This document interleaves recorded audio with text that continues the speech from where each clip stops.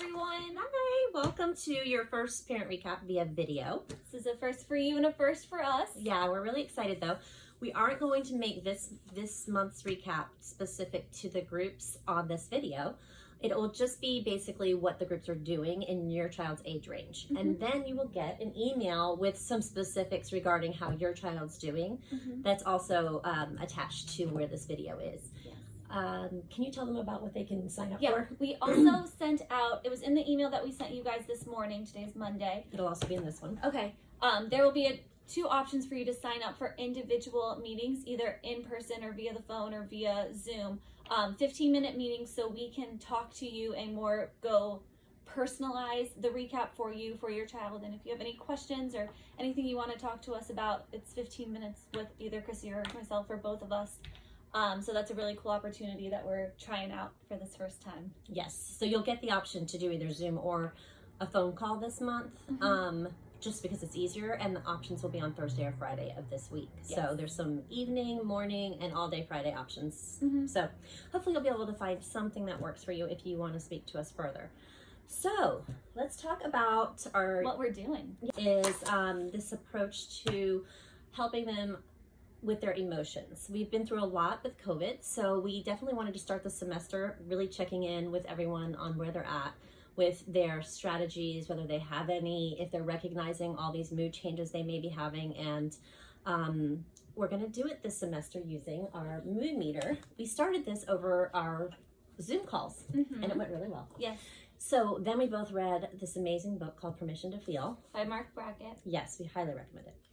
And in it, we learned about this mood meter. And we learned that it's so important that we do this approach. It's called the ruler approach. It's a parent ed. So if you're welcome to come up and grab it at any point, it's on the table outside by the communication charts. Yep. If you're unable to come to, just email us and we can email you a copy of the parent ed as well. Great idea. True. And so basically what we learned is that we have been working with kids a lot on regulation. We've been trying to teach them to tell how they feel and to use strategies. But what we have to teach them that comes way before that, that we really just eye-opening, we learned like aha moments in this book like crazy, was that first they have to, it spells out ruler, recognize, even just recognize, like Chelsea's about to do for us, recognize what quadrant they're even in. Yeah. So if they can not do that, then they don't even understand whether they have energy, whether they're pleasant looking, or whether they feel pleasant. So I'm going to show you how we've been doing it with the students by doing it with Chelsea real quick. So basically, a kid will come in, they come up to the mood meter, or they can just let us know. It's really cool because it's got an X and Y axis, so it's fun because it's also sort of helping them understand how that looks. So we always kind of talk first about, we'll ask their pleasantness level. Obviously, we can tell right away from their facial expressions whether they're pleasant or not. They, however, will sometimes not be able to understand that others can recognize that too.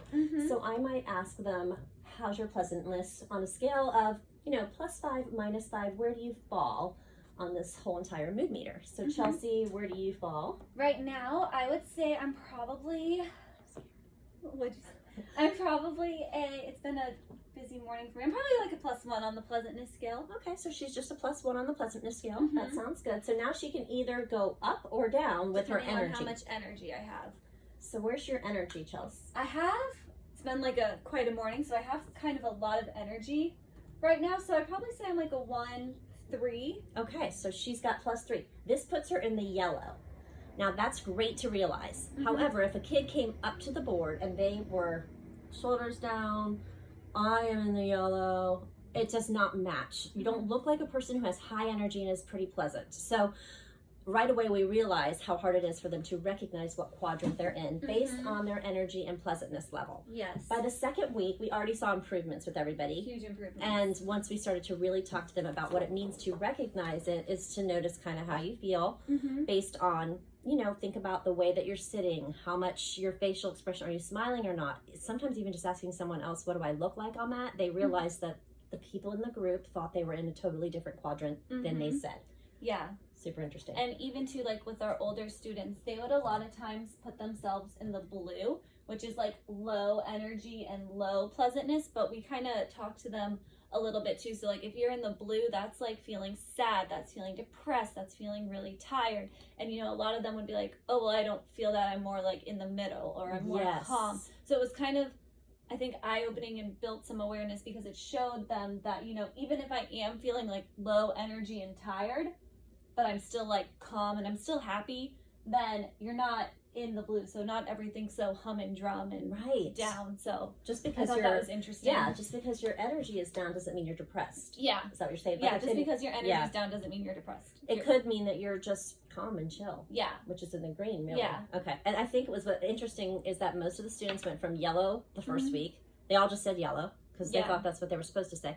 And the next week, a lot of kids were talking it out with us and ending up in the green, realizing they were pretty chill to be here, which was great. The other thing we discussed with a lot of groups, and if we haven't, we're discussing it more as this weeks go on, is that there's over 2,000 words that go in this mood meter. Yes. So that's, you know. This is a blank mood meter right now, but we have another version of it, which I think comes when we get to label. The L, labeling.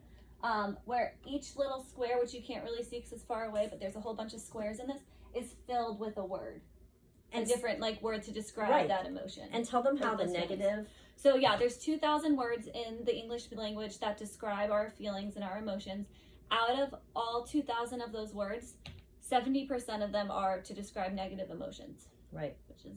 Which is pretty crazy. Yeah. And when you think about it too, we more so talk about our negative emotions than so our positive emotions. So it makes sense that there's more, because there's more to talk about when you're feeling somewhere over here rather than somewhere over here. Yes.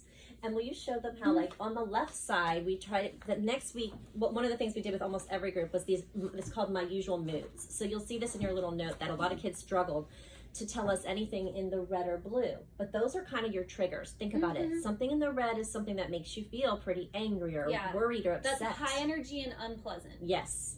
Something in the blue makes you feel down, low energy, not so pleasant. And that was hard for them. Those are your triggers. Anything in those two are stuff that those are things that bother you, that make you feel upset. So we had them fill these in, some for home and school, some for just trying to come up with one was hard. But you know, as parents, there's tons of things in the red and blue that they just aren't describing to us. They're yellow and they're green, we explain to them, those are strategies. Our goal would be that we teach them to take a red or a green and use one of your strategies that relaxes you or that makes you happy to kind of get out of that funk you're in or that problem you're having, to try to like redirect yourself using these strategies. So they had very few on that side either. So what we realized is, this is going into understanding, which is this week. We were trying to get them to recognize just where they were on the quadrant last week, what emotions. We had them we're having them try to understand more what makes them feel these different ways, and so why do you feel this way? And now we're going to try to see if they can then tell us what feelings come to mind when they share those actual things that make them feel these ways.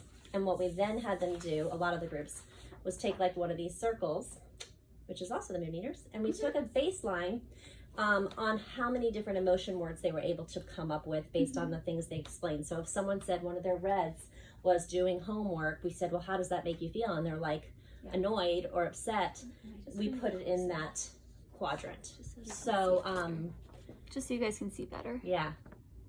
So our baseline was that most kids had more words they could come up with on the left side that explain emotions, but they were still all very basic. So with 2,000 words in our vocabulary, they're essentially using, in the yellow, happy and excited; in the green, calm and relaxed; in the blue, tired and sad; and in the top, they're usually saying angry. Not even worried, they're just saying angry or mad. Sometimes frustrated. And sometimes frustrated. So, I mean, we have a lot of work to do. So in order for them to use this ruler approach, we're working on recognize your quadrant, understand why. This week we're talking a lot about, like, why do you feel this way? We used music to show them that your mood can change in different quadrants. With some groups, we really just talked a lot about, like, different video games, different things that put you in different quadrants to help them kind of understand it. And then we will basically move on to labeling when we think they're ready, but it could be a little bit. So we can't really work on regulating until we get through all this. No. So it's going to be a process this next few weeks. And the interesting thing is too, like, as you build awareness of, like, being able to recognize and understand and then label your emotions, in a way itself, it's also teaching you how to regulate, because you're able to do it understanding real time Yeah. how you're feeling and why you're feeling that way, It's and huge. able to appropriately label it. Yes. You know what I mean? Those first 3 steps are huge. Mm-hmm. So that's kind of what we're working on with every group. In addition to that, we're giving them some challenges. Yes. So for the first week, we just basically challenge them to see what makes them. If they could think of anything that makes them yellow, so high energy and pleasant, throughout the week. We also posted on our Facebook page to check in with you guys and see if you could give us anything that puts you in the yellow. Mhm. A lot of our students, the challenge did not go well. No. They weren't able to come back and share anything with us originally that put them in the yellow. But after like Chrissy and I would share about something in our week that happened that put us in the yellow, most of them were able to give some example. At least one, yeah. But it's just showing that like they're not even outside of here, they're not even actively recognizing different certain things. And then the next part was like to see if they could recognize with you guys. Yes. Like whether or not you're in the yellow. And most of them we would say like, what makes your mom or dad like really high energy and pleasant? And they were like, no idea. Yeah. They literally had no idea. Yeah. Some kids said coffee. But, and that does make a lot of parents feel good. But it's because they thought of energy up, they thought coffee. But they don't know what activities you do that make you feel like, wow, I'm in the yellow. So I would highly suggest getting this parent ed, because then you can also ask them, what mood are you in? I mean, you might want to check in. We'd say we're doing this check-in because we can't start the session if some of our students are in red and blue. Yeah. We might need to address that before we just move to a happy activity. Same with you when you guys are going into parts of your day. Checking in with them on what mood seems to be a little easier than trying to get a feeling word from a kid. So I suggest that would be great for you. Also, Facebook, Chelsea is amazing, and she posts things all week long relevant to what we're doing in our groups right here. Yeah. As well as some photos for families that are okay with that, or videos. So if you can please go on to 3C's Therapy Center. It's mostly for our groups here at 3C's. That's what she's posting for. Yes. So she so love I'm that. going to try and keep you updated on the things that we're doing in here, since you can't be in here right now. Exactly. So we're adding as much as we can to that. And if you would also like to do a review or a recommendation, we haven't had one in a few years. Yeah. Which would be great. Just we would for appreciate us. it. We don't really advertise outside of word of mouth. Right. So we would really any review or feedback or anything that you can give us, we really appreciate it, especially now. There'll be little gifts for people who do that. Just saying. We also introduced ourselves. So we use different ways, because we talked about how when you join a new group, how awkward it you is. can tell them about that. Yeah, so we talked about with our older groups how when you join a new group, no matter where you are, there's always you have to introduce yourself to the group. And vast majority of everyone kind of talked about how they felt awkward or uncomfortable, and outside of like saying their name, how old they are, they don't know what to say outside of that. So we did a little worksheet with them. We would just ask kids like, okay, so how would you introduce yourself to a group? Like, introduce yourself. Yeah. It was a little awkward. We had some very funny answers. We had some very interesting answers, but the overall consensus is that it did not go well. Right. So what we did is we really focused on having them think and write out like their favorite. One of the categories was your favorite. So we had them think about their favorite food, their favorite colors, favorite movie, TV show, what kind of books do they like to read, what kind of video games do they like to play, what's their favorite music, so that they were able to think and write it down first. And then we continued into hobbies. So we talked about what they like to watch, what they like, if they like to collect anything, again, type of books they like to read, do they like to do indoor activities or outdoor activities, or a mixture of both, do they like podcasts? And then we also have play, which is like, do you play any instruments? What kind of games do you like to play? Just so they could really think about, okay, these are all the things I do, and these are some interesting things about me. Now, how can I convey this message to everyone? Yeah, to my group, so they can get to know a little bit more about me rather than just my name and my age. Yes. So it was really good. It was really interesting to see, like the first, when there was no prompting. Or no support, then given this, how much better it went, and how much more conversation sparked when the kids realized, oh, like he has something in common with me, and it was just more deeper and more meaningful. When they shared more information, they saw that they got a better reaction, they got more conversation from it, and it was awesome. On the executive functioning note for this sheet, which is something I put some notes in some of the kids' challenges and celebrations for, was that some kids would do great filling this in. However, they didn't then use their information on the bottom, or they would say like, I don't need to use that, I don't want to put the same thing down there. They didn't understand the sheet sometimes and didn't ask for help. Yeah. So we did have them go back in and try to redo it. And then some kids just don't know like what to put. They didn't understand it. And they just don't ask for help. So they just put, I don't know on everything. Mm-hmm. So when that happens, of course, we dive in more. So we really tried to help them make the sheet as good as it could before their introductions. Yeah. So that they could express as much as they could about themselves in that little short time frame. And of course, we will most likely, we try to follow up like in the next week to see if they can bring up more conversations related to it, and we'll keep doing that, because the other big area we're working on is active listening. Yes. So that is really important as these kids get older. Yeah. They're great at talking about what they love to talk about. They just don't know how to find out if others are interested by asking others questions related to what they're talking about, or even receiving feedback, or just looking at the person that they're speaking to see if they're interested. So it's a whole area that really will help their conversation is to be able to actively listen better. This last week, we basically just wanted to see how they did. So we kind of told them about what active listening is. We talked about the difference between the nonverbal piece and the verbal. And then we basically told them we're going to be watching during the session for how well they do, if they can be an amazing active listener.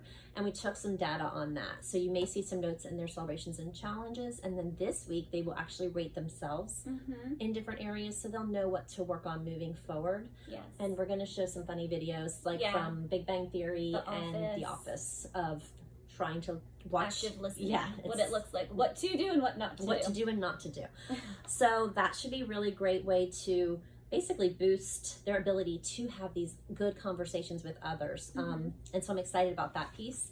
Some of these older groups, the areas that they all need work on will continue to be the executive functioning, but I really feel strongly that a lot of them need to talk a little bit more about their values, because they're all very strong in their beliefs right now about different things related to politics and COVID and what's going on in the news. And so I love that, but we also want them to learn what's proper to talk about and how to talk about it in a way that's not hurtful to other people, but that you find your people that feel the same, and how to then talk to them. So that'll be interesting. And then obviously they all need work on, I think, friendships and relationships. Some have none, and some just don't really know how to make it go to the next level in a friendship or a relationship. So that's another big area we're going to work on. And then finally, we've obviously always end with some games. So with these older kids, we have been working on a game called Blurt, which a lot of the kids really like. It fits. We obviously always take a game and change it a little bit. So in this game, there are some kids with processing issues, and so that's always great for us to use as an example of what we want them to do. Is, in this game, you want them to blurt out. Yeah. But we actually are working on we're giving time for one person to answer. So others have to be quiet and not blurt. So we changed it a little bit. Yeah, we changed the rules for each group. And then we also talked to some of the groups when a kid had trouble processing and they started to get frustrated. We would say, you can advocate and say, man, this is just not my type of game. I'm not great at this, but I'll keep trying. So that's been interesting. We have these fun color brain games. I don't know if you've ever seen these before. There's a Disney version and a regular. Such a cool game. It really shows how some of our students are really, really good at remembering those small little details. Yes. They might not remember what the plot of the show that they watched was, but they're able, or any details about, anything, but they remember the colors behind everything. So that's kind of cool to watch. So a question might be like, what color was Ursula's nail polish? Or some, Cruella de Vil's hair, and they have to pick the right colors. So that was kind of fun. And some of our smaller groups are using a few other games too for they're all brain games, but we really love those. Yeah. And in general, we're just excited to work on this ruler approach. Yeah. It's a social emotional learning approach. It was developed at the Yale Center for Emotional Intelligence. Yeah. So we have all that in some of the notes that we have in our Facebook page. So just hit that page up and find anything you need about that. Is there anything else you can think of, Chelsea? I think we're good. We covered it. We covered it all. We're excited to be back. It's been a really fun first 2 weeks back. The kids have been such troopers about snack at the end. Yes. And wearing their masks or face shields the whole time and excessively washing their hands. It's been So great. we couldn't have asked for it to go any better than it's gone so far. And thank you for your patience. Yeah, thank you guys for being so flexible. I know it stinks waiting in your cars or not being able to come inside. Yes. So we appreciate. Thank you. Don't for forget that the communication charts are still outside of the room, and that you're welcome to come up, grab them outside, go take them into your car, write in them, Yeah. and then just bring them back up at the end, and we'll read those and respond to you every time. Yeah. Thanks so much. All right. Thanks.